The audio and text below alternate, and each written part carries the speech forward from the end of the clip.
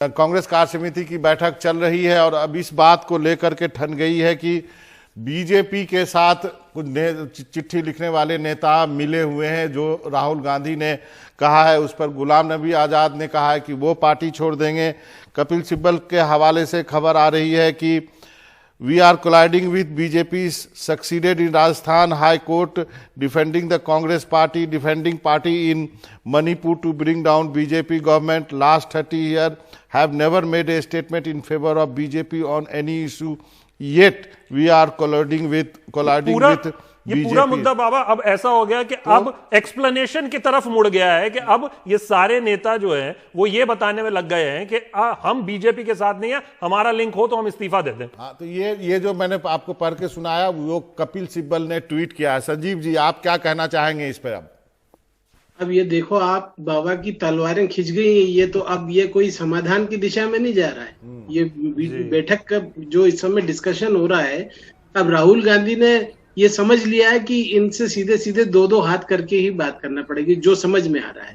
क्योंकि उन्होंने बजाय मुद्दों पे बात करने के जो कि पत्र में उठाए गए हैं, न तो उस पर किसी और नेता ने कहा न राहुल ने कहा, सवाल इनकी नियत पर ही उठा दिए हैं कि ये मिले हुए हैं भारतीय जनता पार्टी से। अब खैर ये कोई, हम भी कांग्रेस कवर करते हुए 30-32 साल हो गए हैं, गुलाम नबी आजाद बीजेपी से मिले हुए हो ये तो नहीं माना जा सकता।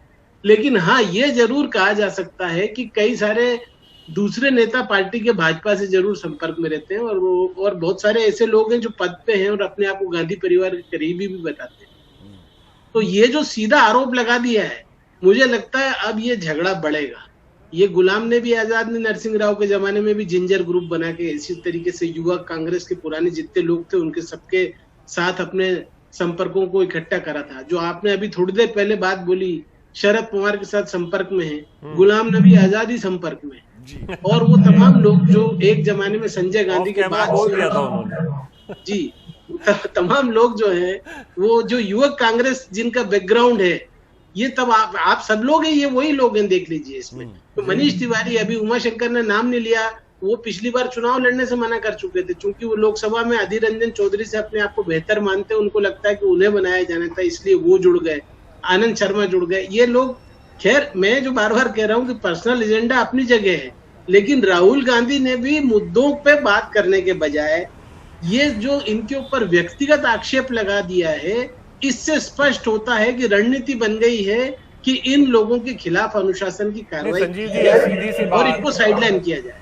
एक सीधी सी बात कि इतना सब कुछ होने के बाद, इतने आरोप प्रत्यारोप के बाद, वैसे तो राजनीति है, कुछ भी मुमकिन है, सब मुमकिन है, क्या इसके बावजूद भी सब सही हो जाएगा? कल अगर हम बात करें, परसों बात करें, बिल्कुल हो सकता है। अहमद पटेल बहुत बड़े जादूगर हैं और जो बाबा ने शुरू में नाम नहीं लिया, जो ये ट्रबल शूटर सबसे बड़े पार्टी के वही हैं। आप इस 23 लोगों को जिन्होंने चिट्ठी लिखी है, इनमें से कोई ऐसा नहीं है जो अहमद पटेल का करीबी नहीं माना जाता हो, और वो हमेशा पार्टी को बचाते आए हैं ऐसे मौकों पे जब भी बड़ी क्राइसिस हुई है गांधी परिवार की तरफ से। और अभी भी इसमें आप कोई ऐसा नेता इसमें मुझे नहीं दिखाई देता है जो कि पार्टी तोड़ने की धमकी दे या उस स्तर तक जाए। न तो गुलाम नबी आजाद ऐसा कर पाएंगे और दूसरों की तो खैर कोई बात ही करना बेकार है। कपिल सिब्बल हो या जितने राज्यसभा के नेता हैं, इनमें से कोई लोकसभा का नेता नहीं है, जमीनी नेता किसी को कहा जाए इनमें से। तो चुनाव जीतते और गांधी परिवार के चेहरे पर ही हैं, उन्हीं के करिश्माई नेतृत्व के से ही चुनाव जीतते हैं, ये भी सच है, इन लोगों को पता है। और पद भी पाते हैं तो गांधी परिवार से नजदीकी की वजह से ही पाते हैं। तो ये कहीं ना कहीं सब समझौते के लिए तैयार हो जाएंगे। ये हमेशा से होता आया है, एक समझौते का फार्मूला बनेगा और उसमें ये लोग अपनी बात रखेंगे।